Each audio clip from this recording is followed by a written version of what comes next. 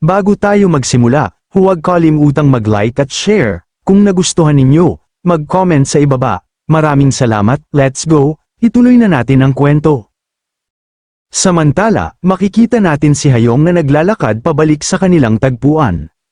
Nakita siya ni Chonyon, tinawag, at sinabing dumating na siya sa wakas. Pagkatapos, napailing si Chonyon at sinabing may nakita siyang ebidensya ng mga nakaligtas, pero bigla siyang tumigil. Dahilan magtaka ang kaibigan at magsalita si Hayong at sinabing pareho ang nakita nila ni Chonyon. Nagtanong si Chonyon kung nangyari rin yun sa kanya. Nainis si Hayong at mariing ipinaliwanag niya na biglang nawala ang landas. Literal na naputol kahit na may mga bakas noon, tapos, bigla itong nawala. Actually, napakahalagang detalye nito dahil sinasabi nito sa kanila na hindi lang tumatakbo ang kalaban, gumagamit ito ng mataas na antas ng teknik para magtago. In-analyze ni Hayong ang sitwasyon, na nagsasabing biglang naglaho ang landas ng nakaligtas, inihalin tulad niya ito sa Verdant Traverse. Para sa konteksto, ito ay isang mobility art, kung saan kahit tumakbo ka sa damo, hindi yumuyuko ang mga dahon, iyon ay ghost level stealth. Pinagpapawisan si Chonyon dahil nakakatakot ang implikasyon na yun. Kung naabot na ng Poison Demon ang buong mastery ng Evolutionary Realm, para magawa ito, nasa malaking panganib sila. Agad niyang iminungkahi ang ligtas na opsyon, na kailangan nilang magdala ng isang matandang elder mula sa kanilang sekta dito. Ito ang matino at makatuwirang tugon, kung ganoon kalakas ang kalaban, kukuha ka ng dagdag na puwersa, tama? Pero ang bida, agad niyang binasag yun, sinabi niyang hindi na kailangan yun, sabay lakad palapit sa kanila ng puno ng kumpiyansa. Ibinaba niya ang patay na hayop at ipinaliwanag niya na hindi gumamit ng kahit anong ultimate movement technique, ang kalaban, binura lang nila ang kanilang pabango at tumakas, inanyayahan niya si Hayong na amuyin ang bangkay, parang kakaibang hiling, pero sa kontekstong ito ay isang pahiwatig, sumandal si Hayong, sumangot sa hangin, at nanlaki ang mga mata niya. Nagising ang kanyang pagkaunawa, napagtanto niya na wala na talagang amoy. Nagpaliwanag ang bida, ito ang scent dissipating perfume. Kinumpirma niya ang hinala nito, ito ay isang banal na artifact na nagbuburn ng lahat ng bakas ng natural na amoy ng gumagamit. Kaya, ang Poison Demon ay hindi multo, gumagamit lang siya ng mga espesyal na gamit. Pero nalilito si Chonyon dahil iniisip niya na wala talagang amoy. Magandang balita ito. Surprisingly, sinabi niyang buti na lang dahil ibig sabihin hindi pa nito naabot ang rurok ng martial art ng Poison Demon. Kung nasa rurok na siya, hindi na niya kakailanganin ng artifact para magtago. Pero nag-iiwan ito kay Hayong ng isang kritikal na tanong. Paano nila siya tutuntunin, kung walang amoy, walang bakas, at walang nakikitang senyales, bulag sila, tama? Mali, tiningnan siya ng bida nang may matinding tingin at inihayag ang kanyang pamamaraan. Sa pamamagitan ng pagpapalakas ng kanyang pandama, kaya niya itong habulin. Nakuha natin itong kahangahangang kuha ng kanyang asul na aura na sumiklab, literal na umiikot ang kanyang enerhiya na parang apoy. Sinabi niyang dapat nilang ipagpatuloy ang paghabol at siya ay umalis. Nakatitig siya sa kanyang likuran, iniisip ang tungkol sa innate core energy. Hindi siya makapaniwala sa nakikita niya, sa kanya. Parang sinusunog niya ang sarili niyang life force, nang walang pag-aalinlangan para lang mahuli ang kontrabida na ito. Nakikita niya siya bilang itong ultimate na mandirigma ng kagitingan, isang bayaning sobrang dedikado sa katarungan na isasakripisyo niya ang sarili niyang buhay para tumigil sa kasamaan. Iniisip niyang walang ibang paraan para ilarawan kung anong klaseng tao siya. Biglang huminto ang bida, itinaas niya ang kanyang kamao, ang universal na senyales para tumigil. Dumating na sila. Makikita natin ang madilim at nakatatakot na pasukan ng gubat patungo sa isang yungib. Nagbago ang liwanag sa malalalim na asul at lila, nakakatakot. Seryoso ang bida, napansin niya nang may pagkadiri na may amoy ng dugo na kahit ang scent dissipating perfume ay hindi kayang takpan. Nakakagulo yun, isipin mo ang isang amoy na sobrang sama na hindi kayang takpan ng mahiwagang pabango. Ibig sabihin, napakaraming tao na ang namatay doon. Ipinikit ni Hayong at Chonyon ang kanilang ilong.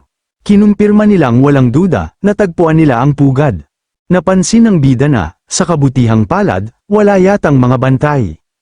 Malamang dahil paranoid ang Poison Demon at pinatay niya lahat, o iniisip niyang sapat na ang kanyang depensa. Bumaling ang bida kay Chonyon at nagbigay ng utos. Hiniling niyang makipagkita ito sa pangunahing puwersa gaya ng plano at humingi ng suporta.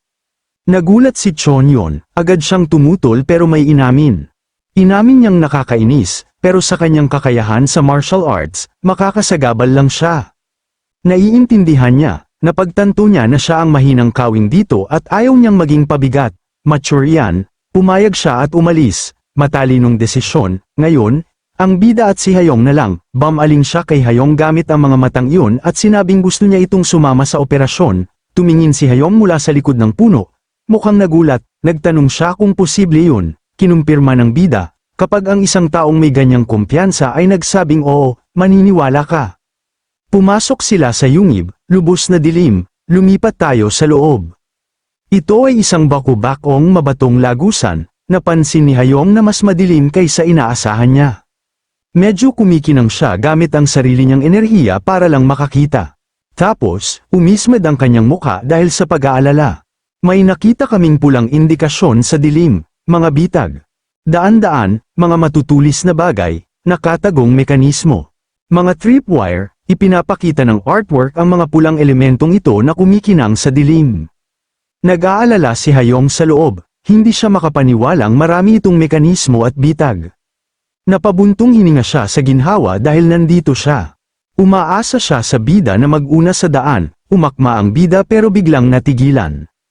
Sumigaw siya na maghintay, may bitag sa unahan, pinigilan niya ito sa tamang oras, pero nakaangat ang isang paa nito at susubukan nitong aipatong ang kamay sa pader.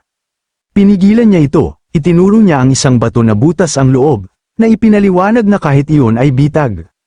Kapag hinawakan ito, may pana na babaril mula sa loob. Tiningnan siya nito, pinagpapawisan, at nagtanong kung sa susunod ay mas maaga siyang magsasabi. Humingi siya ng tawad, nagtanong siya kung bakit hindi niya ginagamit ang frequency whispering technique na para humingi ng paraan ng komunikasyon para mas magkaugnayan sila. Hindi pinansin iyon ng bida at sinabing walang senyales ng tao sa malapit. Dapat nilang bilisan, nagmamadali siya, alam niyang kritikal ang oras.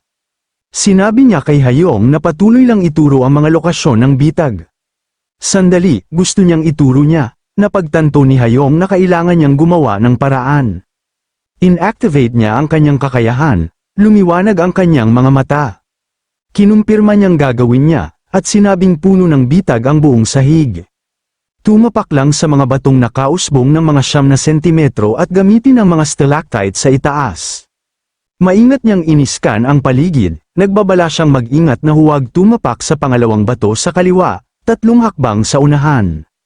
Sinunod siya ng bida ng perpekto, umiiwas at sumusunod sa mga daan. Gumagawa siya ng advanced na paggalaw sa isang death trap. Habang gumagalaw siya sa hangin, may iniisip siya tungkol kay Hayong. Noong kaaway niya ito, nakakatakot ang kakayahan na yun, ngayon, hindi ka panipaniwala ang katiwasayan na dulot nito. Inihayag niya ang kanyang kapangyarihan, iyong mga dragon eyes na kayang basahin ang daloy ng lahat ng bagay, noon, iyon ang gamit niya para subaybayan siya. Ito ay nagpapahiwatig ng dating kaalaman kung saan sila magkaaway, nagbibigay ito ng lalim sa kanilang relasyon. Dati niya siyang hinahabol, ngayon, gabay na niya siya. Nakarating sila sa isang bagong silid, lumapag ang bida sa isang bagay na basa. Tumingala siya, lumaki ang mga mata niya para ipakita ang isang nakakatakot na tanawin. Isa itong yungib na may mataas na kisame, at nakasabit sa mga stalactites ang mga katawan, 12-dosenang, nakabalot o nakabitin lang. Tumutulo ang dugo, impyerno ito, tumingala si Hayong, lubos na na-trauma. Nagtanong siya kung paano nagawa ng isang tao ang ganito. Ito ay isang lugar ng massacre, purong kasamaan itong poison demon na ito. Biglang, may narinig silang tunog, isang boses mula sa itaas. Isang nakaligtas, isang batang tao, duguan at bagbog, nakabitin ng patiwarik, nagmamakaawang iligtas. Agad silang nakita ng bida, sinabi niyang may nakaligtas at ililigtas muna niya ito. Hindi siya nagdalawang isip, lumundag siya, mabilis niyang pinutol ang lubid. Nahulog ang biktima, sinalo sila ng bida sa ere, maayos na pagsagip. Lumapag siya, hawak ang sugatang tao, nagmadali si Hayong, sinabing sobra ang dugong nawala sa kanila at kailangan nila agad itong gamutin. Pero habang ina-assess nila ang sitwasyon, may malakas na pagsabog ng enerhiya. Nagtinginan ang bida at si Hayong, nagulat, nagsimulang yumanig ang lupa, isang pagsabog ng pulang enerhiya ang sumabog sa yungib. Parang isang malaking pulang mata ang bumukas sa pader ng yungib. Nakilala niya agad ang phenomenon, tinukoy niya ito bilang ang heavenward tear blossom na nagngangalit. Pero nakita niyang pumwesto si Hayong sa harap niya. Paparating na sa kanila ang shockwave, at niyayakap sila ni Hayong para protektahan. Tinawag ng bida si Hayong para kamustahin, tumama ang shockwave. Humanda si Hayong, nagtataka kung ano ang nangyari. Siguradong tinamaan sila ng shockwave, iminulat niya ang mga mata. Hindi siya nasaktan, bakit? Dahil ang bida ang nakatayo sa harap niya. Inilabas niya ang kanyang black threads, ang kanyang signature technique. Bumuo ito ng napakalaking at magulong kalasag ng mga itim na linya, na hinaharangan ng buo ang pulang enerhiya. Mukha itong hindi kapanipaniwala, umiirok ang mga itim na thread na parang isang ipoipo, sinisipsip ang impact. Iniligtas niya sila, nakatitig sa kanya si Hayong, nanginginig. Humingi siya ng tawad, pero pinutol siya ng bida sa isang utos. Sinabihan niya itong kunin ang biktima at lumikas muna. Ibinigay niya ang walang malay na tao kay Hayong, naguluhan si Hayong, nagtanong kung ano ang sinasabi nito.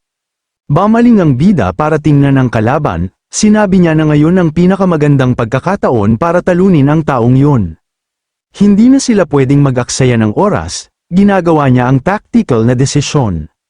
Haharapin niya mag-isa ang banta habang siya ang gagawa ng escort mission, tiningnan niya ito ng seryoso at hiniling na kunin na nila ito. Tiningnan ni Hayong ang sugatang tao, tapos ang bida, alam niyang tama ito, mamamatay ang biktima kung mananatili sila, nagdilim ang kanyang loob at pumayag, sinabing babalik siya ng mabilis hanggat kaya niya at nag-ingat ito, lumingon siya at tumakbo, dala ang sugatang tao, iniwan niya ito. Ngayon, mag-isa na ang bida, naglakad siya pasulong sa usok at debris. Nagbago ang atmosfera mula sa magulo tungo sa nakamamatay na katahimikan. Nag-iisip siya sa sarili, kung nakarating lang sana siya ng mas maaga, nailigtas kaya niya sila. Tiningnan niya ang mga nasawi sa paligid, kung hindi siya naghintay laban sa potensyal na libu-libong nasawi, tinatanong niya ang sarili niyang kalkulasyon.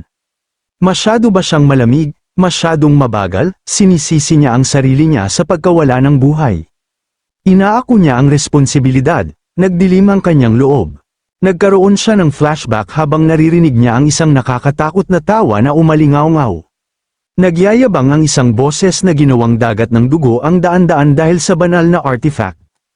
Ang Poison Demon, si Ya Yulsong, ipinagdiriwang niya ang massacre, pumutol ang mga iniisip ng bida habang naaalala niya at iniisip, anong karapatan niyang sukatin kung gaano kahalaga ang buhay, inilabas ng bida ang kanyang nakatagong dagger, at ito ay purong enerhiya, kumikinang ito ng nakatatakot na lila, sa ngayon, magtutuon lang siya sa pagpatay dito, tapos na siya sa pakikipag-usap, tapos na siya sa pagkalkula, oras na para isagawa.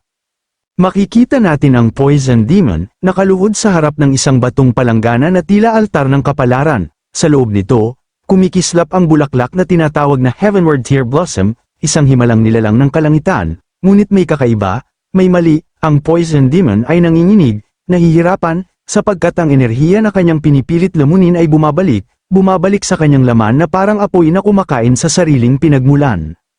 Agad itong napansin ng bida, sa kanyang isip, bulong na parang kidlat, sinubukan ng Poison Demon na i-absorb ang Poison King, 3 Supreme Arts, Poison, ngunit nabigo, at dagdag pa niya, ang mata ko na matandang pangit ay nagmadali, pinilit palakasin ang sarili, at ngayon nilulunok ang mapait na bunga ng kanyang kasakiman. Dito, kumislap ang mga mata ng bida, nakita niya ang pagkakataon, ang sandaling hindi dapat palampasin. Hindi siya nagdalawang isip kahit isang saglit, bahagya niyang tiningnan ang kanyang formless na punyal, tila anino ng kapalaran, marahan niyang itinaas ang kamay, nag-channel ng napakalaking halaga ng kulang lilang enerhiya, at sa isang kumpas na parang bagyo, humawi ang kanyang nakatagong dagger ng enerhiya, pumutol sa hangin, bumasag sa sahig ng yungib, at dumiretso sa Poison Demon upang tapusin ang lahat. Ngunit, sumigaw ang Poison Demon, isang sigaw na nagmula sa kailaliman ng kanyang pagkatao, dahil sa matinding backlash ng enerhiyang kanyang sinipsip mula sa profound plant, yumuko siya, patuloy na nagwawala, habang ang bugso ng enerhiya ay parang kulog na sumasabog sa kanyang katawan. At sa isang iglap, iniunat niya ang katawan pati haya, umiwas sa formless dagger, dahilan upang dumiretso ito pasulong, tumago sa kawalan, nanlaki ang mga mata ni Siwon, puno ng pagkagulat, hindi makapaniwala sa kanyang nasaksihan. Doon, makikita ang poison demon, nakangiti, nakabaligtad, ngumingisi na parang baliw, ang kanyang tawa ay nakakaloko, parang halakhak ng isang nilalang na nasisiraan ng pag-iisip, mariin niyang sinabi, puno ng pangungutya at pagbabanta, may isang maliit na daga na nagtatago sa lahat ng ito.